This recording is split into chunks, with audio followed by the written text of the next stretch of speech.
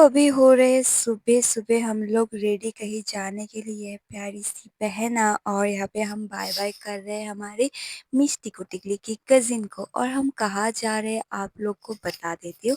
आज जो ये वीडियो जिस दिन का है वो दिन है क्या कहते हैं, हनुमान जयंती का। जी हाँ, हनुमान जयंती का। और हम जा रहे हैं 3 लोग एक स्कूटी पे, और ये दीदी को इतने अच्छे से मतलब फर्स्ट टाइम चला रही है 3 लोगों को लेके।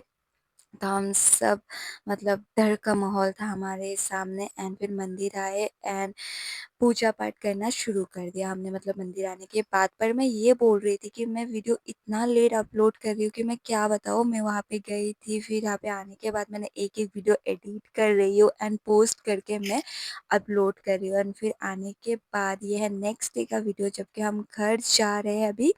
और वो सैटरडे हनुमान जयंती था और ये संडे को हम घर आ रहे हैं। तो घर आने के बाद का वीडियो भी आप लोगों के साथ शेयर करते हैं। टाटा।